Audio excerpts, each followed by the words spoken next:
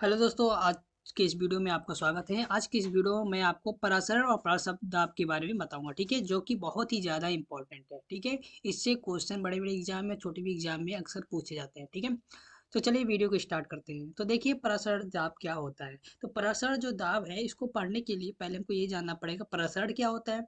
और पराशरण के बारे में अध्ययन करने से पहले हमें क्या अर्ध पारगम झिल्ली होता है जो, उसके बारे में अध्ययन करना पड़ेगा, तभी आपको समझ में आएगा क्या होता है प्रसरण, तब क्या समझ में आएगा आपको प्रसरण दाब। चलिए आगे देखते हैं।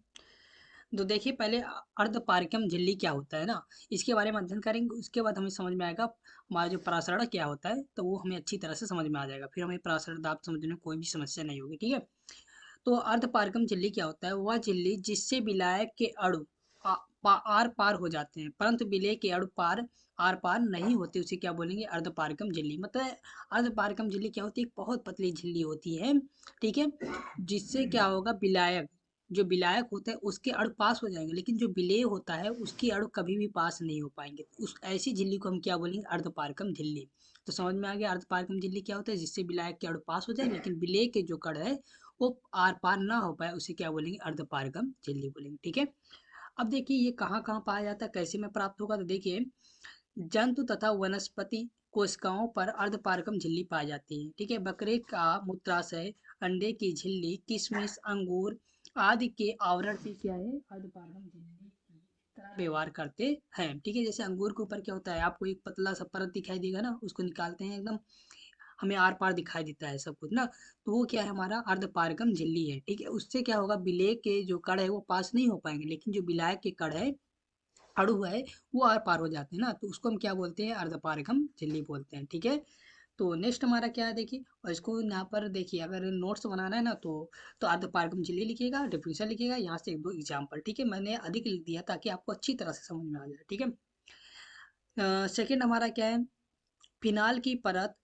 जल तथा और कैल्शियम नाइट्रेट विलयन के मध्य होने पर अर्धपारगम झिल्ली का कार्य करती है, और यह कैल्शियम नाइट्रेट को पार होने नहीं देती है। ठीक है, क्योंकि कैल्शियम नाइट्रेट फिनाल में क्या है, अविलेय है, जबकि जल को पार होने देती है, क्योंकि फिनाल जल में क्या है, विलेय। मतलब क्या है, जैसे हमारा क्या है, जल और कैल्शियम कार्बोनेट के विलयन के मध्य होने पर अर्धपारगम झिल्ली का कार्य करती है। ठीक है, जैसे हमारा जल है और कैल्शियम नाइट्रेट है। ठीक है, उसके बीच क्या है, हमारा एक परत है। ठीक है, उसके बीच मान लेते हैं, जैसे जल है, कैल्शियम है। ठीक है, फिर हम जल को रखा, कैल्शियम को रखा, और अर्धपारगम झिल्ली का कौन सा प्रयोग किया गया, फिनाल का। फिनाल क्या है, यहाँ पर अर्धपारगम झिल्ली है ना।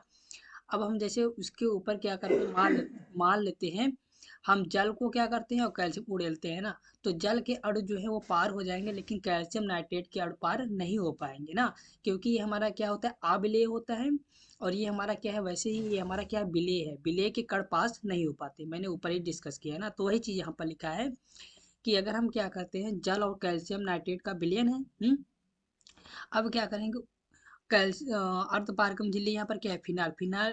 अर्धपारगम झिल्ली क्या है, फिनाल। अब फिनाल की परत से अगर हम गुजारेंगे जल और कैल्शियम नाइट्रेट को ना, तो जल हमारा पार हो जाएगा, जो लेकिन कैल्शियम नाइट्रेट है वो बिल्कुल भी पार नहीं हो पाएगा। ठीक है, तो हम कह सकते हैं विलायक के अणु आर पार हो जाते हैं, लेकिन विलेय के कण पार नहीं हो पाते। समझ में आ गया सेकंड पॉइंट।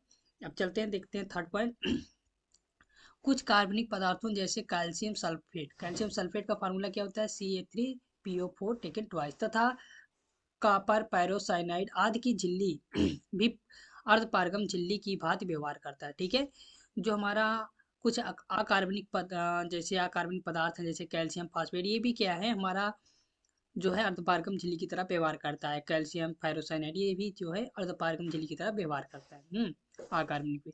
कॉपर फेरोसाइनाइड की झिल्ली सबसे अच्छी झिल्ली मानी जाती है। ठीक है, जो कॉपर फेरोसाइनाइड है ये बहुत अच्छी झिल्ली मानी जाती है, अतः और प्रायः इसी झिल्ली को प्रयुक्त करते हैं। ठीक है, अक्सर जब भी हम प्रयोग करेंगे तो किसका प्रयोग करेंगे, कॉपर फेरोसाइनाइड का प्रयोग करेंगे, क्योंकि ये बहुत अच्छी झिल्ली मानी जाती है। तो आपको याद रखिएगा एक पॉइंट यहाँ पर, जो हमारा कॉपर फेरोसाइनाइड है ये बहुत ही उपयुक्त अर्धपारगम झिल्ली है। तो यहाँ तक समझ में आ गया हो अर्धपारगम झिल्ली क्या होता है, जिससे विलायक के कण आर पार हो जाते हैं, लेकिन विलेय के कण आर पार नहीं हो पाते हैं। ठीक है, जब इतना आप समझ गए हैं तो चलो पराशरण दाब समझने में आपको कोई समस्या नहीं होगी। देखिए, पराशरण के प्रकार, टाइप्स ऑफ ओस्मोसिस। ठीक है, परासरण की प्रक्रिया दो प्रकार से होती है, ठीक है। पहला क्या है हमारा अंतःपरासरण, ठीक है। क्योंकि हमें परासरण दाब पढ़ना है तो पहले अर्धपारगम झिल्ली पढ़ना पड़ेगा, तब परासरण पढ़ेंगे, तब जाके हमें परासरण दाब आएगा, ठीक है। अब देखिए, किशमिश को जल में डालने पर जल के अणु किशमिश की बाह्य परत से होकर किशमिश में प्रयोग कर जाते हैं और किशमिश क्या होती है, फूल जाती है, ठीक है। जैसे यहाँ पर ये क्या है, हमारा एक पात्र है, इसमें हम क्या करते हैं, पानी भर देते हैं, ठीक है। उसके बाद एक किशमिश डाल देते हैं, ठीक है, जो क्या होता है, फूला नहीं रहता, एकदम मतलब सूख गया रहता है, ठीक है। लेकिन जब उसको उसमें छोड़ देंगे तो कुछ समय पश्चात हम देखेंगे जो यहाँ पर जल बाहर है ना, वो धीरे धीरे इस किशमिश के अंदर प्रवेश करेंगे और ये हमारा किशमिश क्या हो जाएगा, फूल जाएगा। और ये सूखी किशमिश है, तो अब यहाँ पर क्या होगा, हमारा यहाँ पर फूल जाएगा किशमिश, ठीक है। तो यहाँ पर देखिए, यहाँ पर जो हमारा किशमिश होता है उसके बाहर एक हमारा झिल्ली होता है, अर्धपारगम झिल्ली। तो उससे क्या होगा, मैंने बताया है, जो विलायक के अणु है वो क्या होते हैं, आर पार हो जाते हैं। मतलब जब विलायक के अणु क्या है, यहाँ पर जल है ना, जल क्या है, इसके ऊपर अर्धपारगम झिल्ली होगा, ये अंदर से ऐसे पार होते होते यहाँ पर आ गया, अंदर आ गया पानी, और यहाँ पर हमारा क्या हो गया, ये फूल गया, ठीक है। अगर इसी के बाहर हमारा विलेय होता तो विलेय नहीं आ पाता, केवल हमारा क्या आता है, विलायक। ठीक है। तो यहाँ पर क्या है, साबुन दाल, ठीक है, राजमा आदि को जल में डालने पर क्या होते हैं, फूल जाते हैं। अगर इसको हम जल में डालते हैं तो देखते हो फूल जाते हैं, ठीक है। चने इसी प्रकार चने भी है, जैसे चना देखते हो ना अक्सर शाम में छोड़ देते हो किसी कटोरी पात्र में रखकर, पानी पानी और चना को डालकर किसी पात्र में छोड़ देते हो डालकर, ठीक है। तो सुबह देखते हो क्या क्या होता है, फूल जाता है। सुबह क्या रहता है, सभी एकदम सूखा हुआ रहता है ना। तो हम यहाँ से कह सकते हैं, यहाँ पर अंतःप्रासरण होता है। अंतःप्रासरण का मतलब क्या होता है, जो हमारा बाहर से विलायक के अणु है वो अंदर आ जाते हैं, तो ये होता है हमारा अंतःप्रासरण होता है। तो समझ में आ गया। मतलब परासरण का मतलब क्या है, विलायक के कण का इधर उधर जाना, मतलब या तो अंदर से बाहर जाना है तो बाहर से अंदर आना, मतलब एक दूसरे से क्या होगा, एक दूसरे में क्या होगा, आदान प्रदान होगा, तब वहां पर क्या होगा, प्रसरण होगा। तो प्रसरण अगर हमारा क्या हो रहा है, बाहर से कोई अंदर आ रहा है तो उसको क्या बोलेंगे, अंतः प्रसरण। अगर बाहर जाएगा उसको बाह्य प्रसरण बोलेंगे। तो चलिए सेकंड हम पढ़ते हैं, ये समझ में आ गया होगा। तो सेकंड हमारा क्या है, बाह्य प्रसरण। अंगूर को सांद्र चीनी या नमक के घोल में डालने पर अंगूर के अंदर से जल के अणु अंगूर की बाह्य परत को पार करके चीनी या नमक में चले जाते हैं और अंगूर क्या होती है, सिकुड़ जाती है, ठीक है। आप ये वाला प्रयोग कर सकते हैं घर पर। जैसे एक पात्र लीजिए, उसमें क्या कीजिए, पानी डाल दीजिए और नमक या चीनी डाल दीजिए, ठीक है। और उसमें फूला हुआ जो अंगूर होता है ना, अंगूर मार्केट में मिलेगा, तो वहाँ से अंगूर लाकर इसमें डाल दीजिए, ठीक है। अब क्या होगा, हम कुछ समय पश्चात जब देखेंगे तो ये हमारा अंगूर जो होगा इस प्रकार दिखेगा, मतलब वो सूखा हुआ जैसे लगेगा, ठीक है, सिकड़ा हुआ लगेगा, सिकुड़ गया जैसे लग रहा है ना। तो इसमें हो क्या रहा है, जब यहाँ पर क्या किया जाता है, हमारा पहले क्या था, सिर्फ हमारा जल था, विलायक था, लेकिन बाद में क्या हो गया, इसमें हम विलेय को भी मिला दिए। विलेय मतलब हमारा नमक, नमक को भी मिला दिए, चीनी को मिला दिए। तब यहाँ से जो है, हमारा पहले क्या था, पहले वाले में अंतःप्रासन, बाहर से विलायक के अणु के अंदर प्रवेश कर रहे थे, लेकिन इसमें क्या होगा, हमारा अंदर से जो है विलायक होगा, क्योंकि अंगूर के अंदर क्या होता है, पानी की मात्रा जैसे होती है ना, वो क्या होगा, धीरे धीरे बाहर निकलने का प्रयास करेगा, किसके कारण, नमक के कारण। नमक अगर ना होता ना तो वो नहीं होता। तो यहाँ पर यहाँ से क्या होगा, हमारा जो पानी की मात्रा थोड़ी बहुत है वो निकलना शुरू कर देगी और हमारा क्या होगा, अंगूर सिकुड़ जाएगा। अब यहाँ पर अंदर से क्या हो रहा है, बाहर हमारा क्या आ रहा है, विलायक क्या आ रहा है, तो ये क्या हो रहा है, बाहर जा रहा है, इसलिए इसको क्या बोलेंगे, बाह्य प्रसरण बोलेंगे। तो समझ में आ गया बाह्य प्रसरण क्या होता है, ठीक है।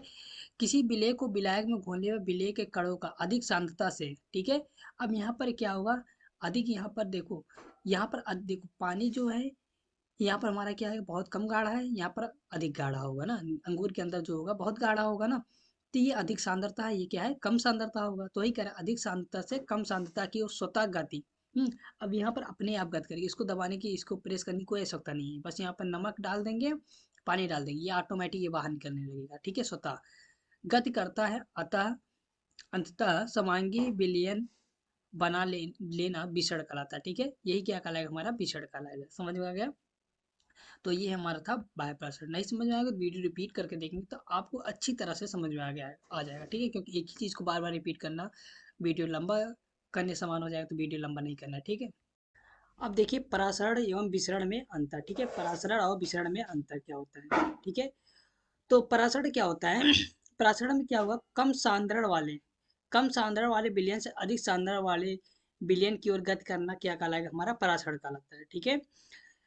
और जबकि विसरण क्या कहलाएगा, विसरण में क्या होगा, अणु अधिक सांद्रता वाले विलयन से क्या होगा, कम सांद्रण वाले विलयन की ओर गति करेगा। ठीक है, मतलब ये है कम सांद्र मतलब कम गाढ़े वालेपन से क्या होगा, हमारा अधिक गाढ़े वालेपन मिल जाएगा। ठीक है, जबकि हमारा विसरण में क्या होगा, जब हमारा अधिक गाढ़ा रहेगा, ठीक है, अधिक सांद्र रहेगा तो क्या होगा, किस में जाएगा, हमारा कम सांद्र वाले में जाएगा। ठीक है, तो ये हमारा क्या कहलाएगा, प्रसारण, ये क्या कहलाएगा, हमारा विसरण कहलाएगा। ठीक है, नेक्स्ट हमारा क्या पॉइंट है, प्रसारण में विलायक के अणुओं का बहाव अर्धपारगम झिल्ली द्वारा होता है। ठीक है, विसरण में अर्धपारगम झिल्ली की कोई भूमिका नहीं होती है। ठीक है, तो याद रखे रहेगा, विसरण में क्या होता है, अर्धपारगम झिल्ली की कोई आवश्यकता नहीं रहती है। ठीक है, इसमें क्या होगा, विलायक के अणुओं का प्रवाह कम सांद्रता वाले विलयन से अधिक सांद्रता वाले विलयन की ओर होता है। ठीक है, अब यहाँ पर देखिए क्या है, इसमें विलायक के अणुओं का कम सांद्रता वाले विलयन से मतलब जिसमें क्या होगा, हमारा कम गाढ़ापन होगा, उससे क्या होगा, अधिक गाढ़ापन वाला की तरफ होगा। जैसे यहाँ पर बोला है ना, कम सांद्रता वाले विलयन से अधिक सांद्रता वाले ना,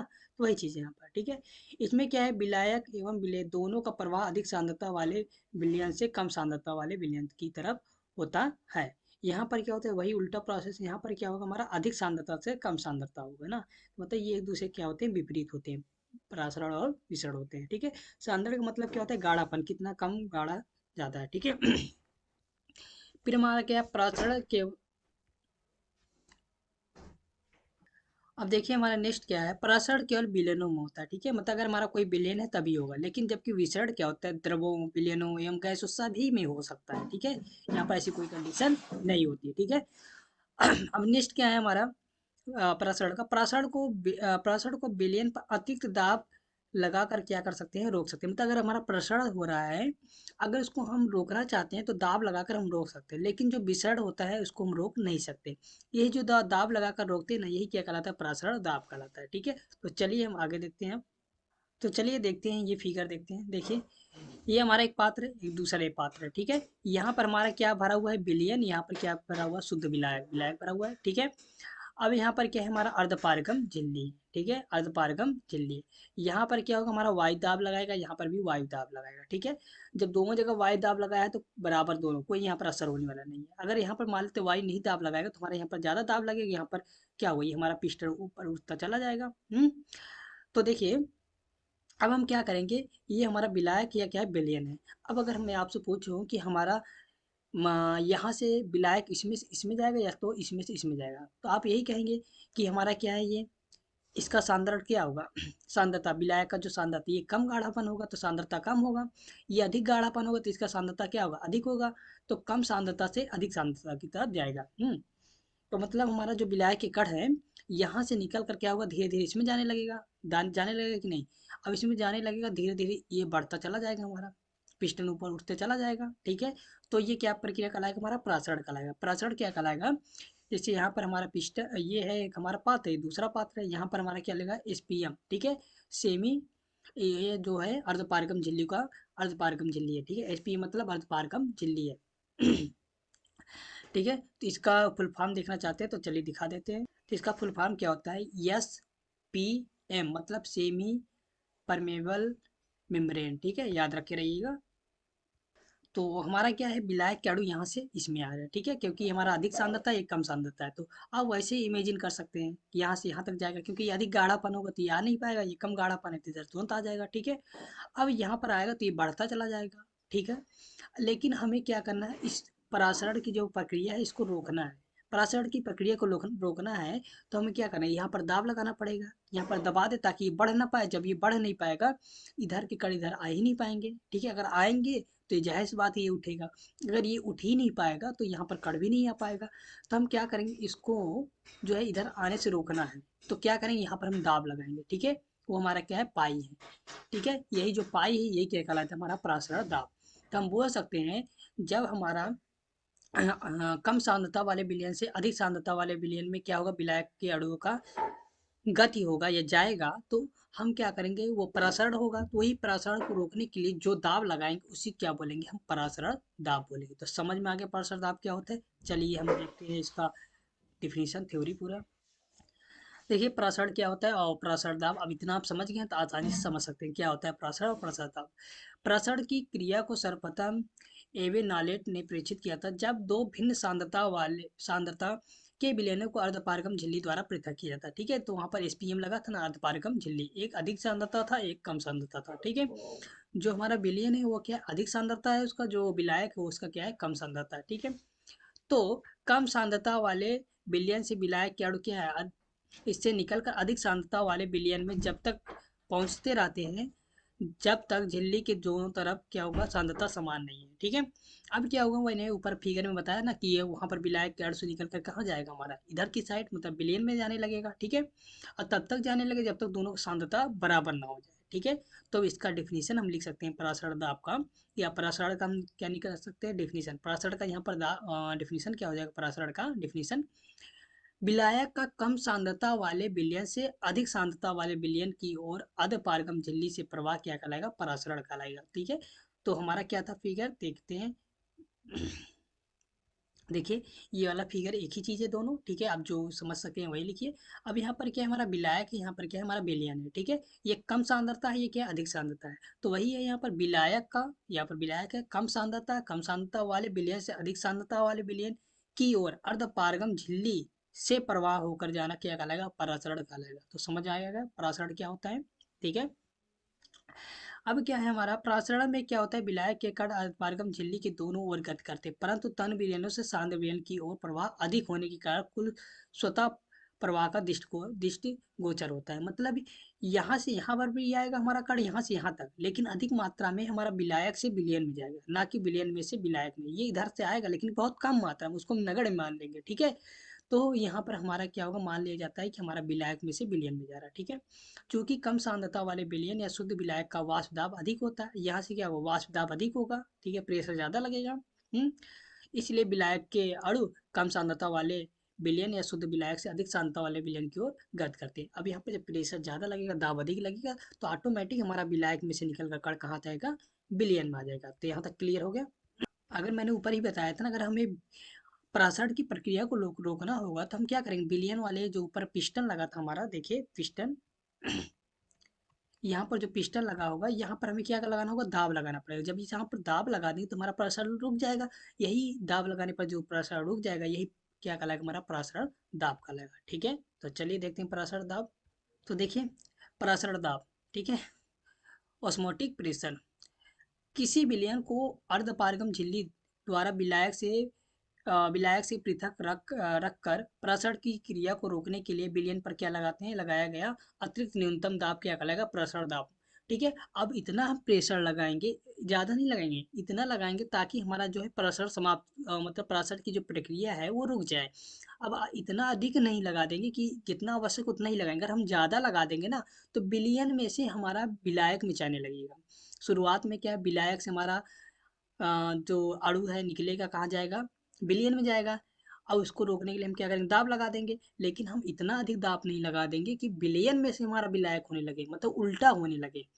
अगर हम यही कर देंगे तो हमारा क्या होगा, ये प्रक्रिया फिर वही खराब हो जाएगा। हमको तो प्रसरण रोकना है ना, तो प्रसरण रोकने के लिए क्या करेंगे, इतना ही दाब लगाएंगे ताकि हमारा प्रसरण रुक जाए।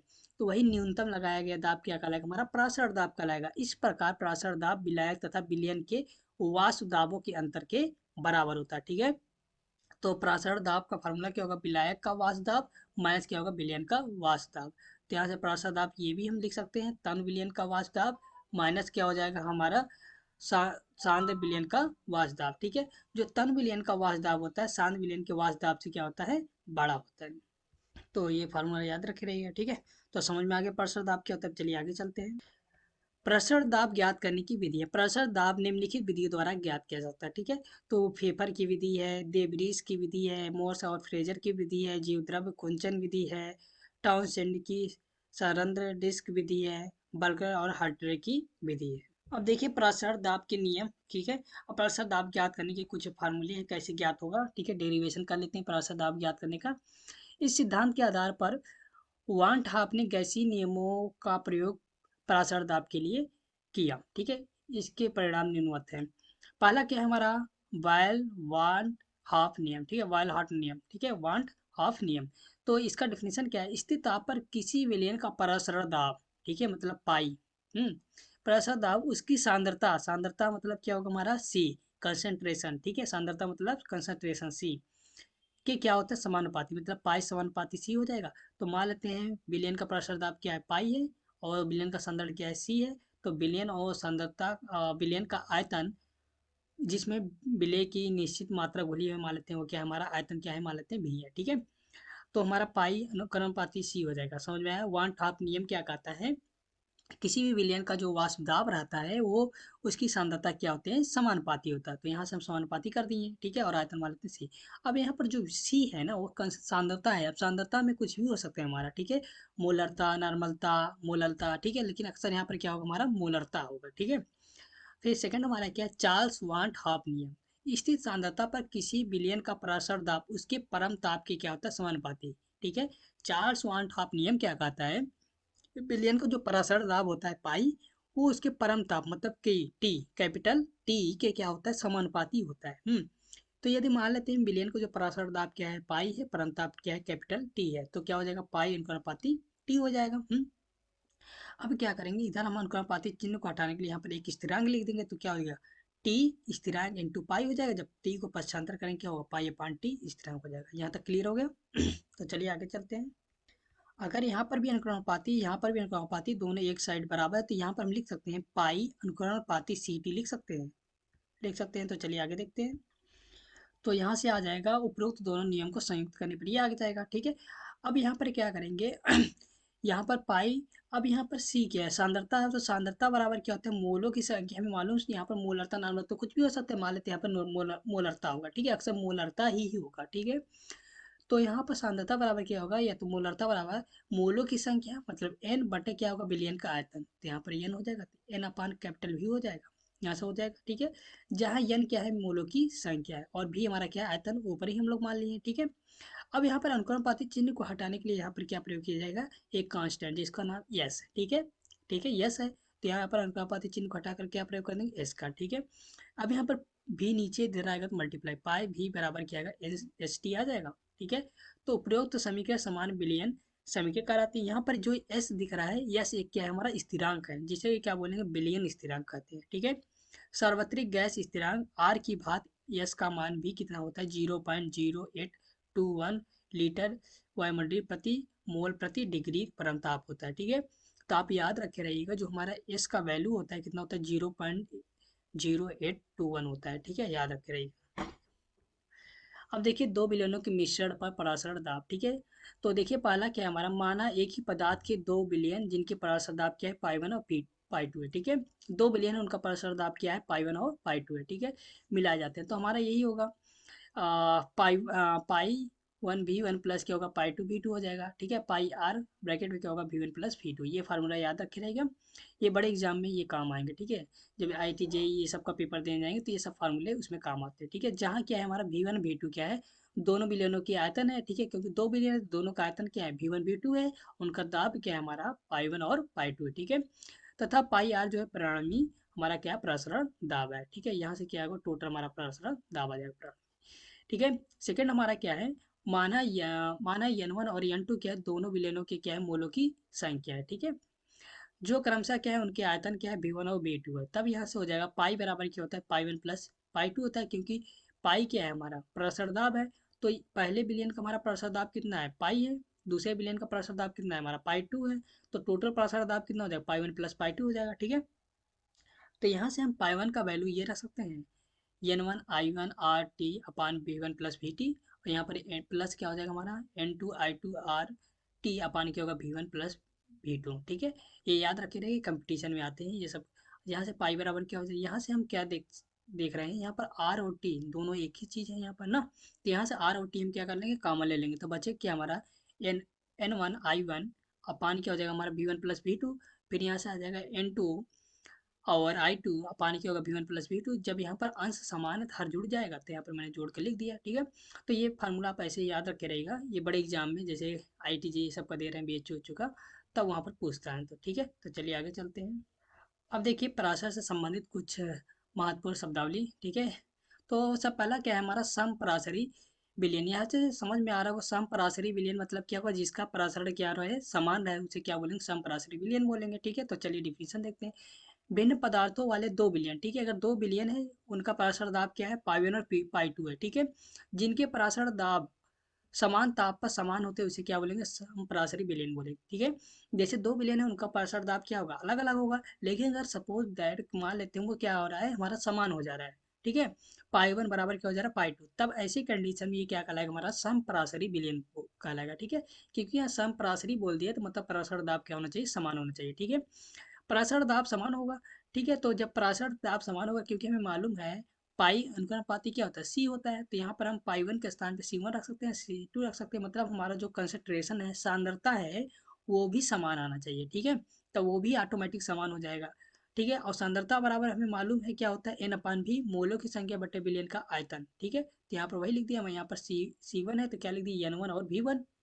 यहाँ पर सी टू है तो क्या लिख देंगे हम, एन टू और बी टू लिख देंगे। ठीक है, यहाँ पर क्या आ जाएगा, हमारा दोनों इक्वल हो जाएगा। ठीक, अब यहाँ पर हमें मोलों की संख्या का फार्मूला मालूम है, क्या होता है, भार बटे अणुभार होता है। तो भार कितना है, W1 लिखते हैं, और अणुभार क्या है, M1 से लिखते हैं। ठीक है, मैं यहाँ पर वन है ना, इसलिए सब यहाँ पर वन वन लिख देते हैं, और यहाँ पर टू टू है, मतलब सेकंड वाले का है, तो यहाँ पर सब जगह क्या लिखेंगे, टू टू लिखेंगे। ठीक है, और फार्मूला हमारा बाकी सब क्या है, सेम है। ठीक है, मतलब पाई वन बराबर क्या हो जाएगा, सी वन हो जाएगा। ठीक है, पाई टू बराबर सी टू हो जाएगा। ठीक है, सी वन बराबर क्या होगा, N one upon V one, क्योंकि कंसंट्रेशन बराबर फार्मूला मालूम है, पिछले वीडियो हम लोग डिस्कस किए थे, क्या होता है, मोलों की संख्या बते क्या होता है हमारा, बिलियन का आयतन लीटर में, मोलरता बराबर। ठीक है, और यहाँ से मोलरता बराबर क्या होगा, यहाँ पर सेकंड वाला बिलियन है तो इसलिए क्या हो जाएगा, यहाँ पर एन टू वी टू हो जाएगा। और मोलों की संख्या बराबर क्या होता है, भार बटे अणुभार होता है, W one upon M one होता है, अपान क्या हो जाएगा, यहाँ पर वी वन, ये तो पहले से ही है। ठीक है, यहाँ पर W two M two upon क्या हो जाएगा, वी टू हो जाएगा। ठीक है, यहाँ तक समझ में आ गया। चलिए आगे चलते हैं। अब नेक्स्ट क्या है हमारा, अति पराशरी या आदि पराशरी विलयन। ठीक है, तो देखिए समान ताप पर दो विलयनों को अर्धपारगम झिल्ली द्वारा पृथक रखने पर जिस विलयन का पराशर दाब अधिक होता है तो अति पराशरी विलयन कहलाता है। ठीक है, अब कह रहे हैं समान ताप पर दो विलयन है, अगर हमारा दो विलयन है, ठीक है, उसको अर्धपारगम झिल्ली से क्या करना है, पृथक करने पर। ठीक है, जिसका दाब, जिस विलयन पर पराशर दाब अधिक होता है, मतलब जिस विलयन पर हमारा अगर पराशर दाब जो है अधिक लगता है तो वो क्या कहलाएगा, हमारा अति। अति मतलब क्या होगा, अधिक। तो मतलब जिसका पराशर दाब अधिक रहेगा वही क्या कहलाएगा, हमारा अति पराशरी दाब कहते हैं। ठीक है, तथा जिस विलयन का पराशर दाब कम रहेगा उसे क्या बोलेंगे, आद्य। आद्य बोलेंगे पराशरी, मतलब जैसे दो विलयन है और इस पर हमारा दाब लग रहा है, जिस पर अधिक दाब लगेगा उसे क्या बोलेंगे, अति पराशरी दाब, पराशरी विलयन बोलेंगे। और जिस पर दाब कम लगेगा उसे क्या बोलेंगे, आद्य पराशरी विलयन बोलेंगे। ठीक है, तो चलिए आगे चलते हैं। अब देखिए व्युत्क्रम पराशर, व्युत्क्रम मतलब आपको समझ में आ रहा होगा उल्टा। ठीक है, तो देखिए यदि पराशर दाब से अधिक दाब विलयन पर लगाया जाए। ठीक है, अब पराशर को दाब को रोकने के लिए हम लोग क्या करते थे, विलयन पर दाब लगाते थे। ठीक है, अगर वही दाब हम अधिक मात्रा में लगा देंगे तो क्या होगा, तो विलायक के अणु विलयन से शुद्ध विलायक की ओर प्रवाहित हो लेते हैं। ठीक है, अब क्या है, विलायक के अणु विलयन अधिक सांद्र, मतलब हमारा क्या था, पराशरण में क्या हो रहा था, कम सांद्रता वाले विलयन से विलायक के अणु अधिक सांद्रता वाले में जा रहे थे, अधिक सांद्रता वाले में। ठीक है, अब हम पराशरण को रोकने के लिए क्या करते थे, दाब लगाते थे। लेकिन अगर वही दाब हम बढ़ाते चले जाएंगे तो हमारा यही जो प्रक्रिया है उल्टा हो जाएगा, मतलब अब विलयन, पहले क्या था, विलायक से अणु निकल कर विलयन में जा रहे थे, अब क्या होगा, विलयन से अणु निकल कर विलायक में जाएंगे ना, तो यही उल्टा प्रोसेस होने लग रहा है, तो इसी को क्या बोलेंगे, व्युत्क्रम पराशरण बोलेंगे। ठीक है, क्योंकि यह प्रक्रिया क्या है, पराशरण की क्रिया के विपरीत दिशा में होती है, इसलिए यह प्रक्रिया क्या कहलाएगी, हमारी व्युत्क्रम पराशरण कहलाएगी। ठीक है, इस प्रक्रम का प्रयोग क्या होगा, समुद्री जल से क्या होगा, जल से जल प्राप्त करने के लिए, घरों में शुद्ध पेयजल प्राप्त करने के लिए होता है, मतलब इसका जो उपयोग होता है, समुद्रों के किनारे से जो जल निकलता है उसमें क्या होता है, नमक की मात्रा होती है, तो वही नमक प्राप्त करने के लिए क्या किया जाता है, इसका प्रयोग किया जाता है। तो चलिए देखिए कैसे प्रयोग किया जाता है। जैसे यहाँ पर फिगर देखिए। ठीक है, यहाँ पर क्या है, जल निकासी है। ठीक है, यहाँ पर शुद्ध जल भरा हुआ है। ठीक है, यहाँ पर जल निकासी, यहाँ पर शुद्ध जल भरा हुआ है। यहाँ पर लवड़ी जल मतलब जैसे क्या, जो हमारा समुद्र का जल होता है उसमें नमक की मात्रा होती है। ठीक है, तो लवण की मात्रा होती है। ठीक है, अब यहाँ पर क्या होगा, पिस्टन है। ठीक है, यहाँ से हम दाब लगाएंगे। ठीक है, और ये हमारा अधपारगम झिल्ली है। ठीक है, तो यहाँ पर समुद्र का जल भरा हुआ है। ठीक है, तो मैंने अभी ऊपर डिस्कस किया पराशर दाब क्या होता है, ये शुद्ध जल है, यहाँ पर क्या है, नमक युक्त जल है, मतलब यहाँ पर विलयन है। तो यहाँ से हमारा क्या होगा, विलायक के अणु निकलते हुए किस में आएंगे, इसमें आएगा। ठीक है, लेकिन इसको रोकने के लिए हम क्या करेंगे, यहाँ से कण निकल कर यहाँ पर आ रहा है तो यहाँ पर बढ़ता चला जाएगा, पिस्टन उठता चला जाएगा। अब ये उठता चला जाएगा तो हमको क्या करना है, परासर दाब को रोकना है, तो पिस्टन पर यहाँ पर क्या करेंगे, दाब लगा देंगे। दाब लगा देंगे तो यहाँ से हमारा क्या होगा, कण जो यहाँ आ रहा है वो आना बंद हो जाएगा। क्लियर हो गया। अब यही हम दाब को बढ़ाते चले जाएंगे तो अब हमारा यही उल्टा प्रोसेस होने लगेगा, मतलब इसमें से बिलियन में से हमारा कण निकल कर कहाँ जाने लगेगा, शुद्ध जल में जाने लगेगा। ठीक है। अब ये कैसे जाने लगा, क्योंकि हमने दाब अधिक लगाया। ठीक है।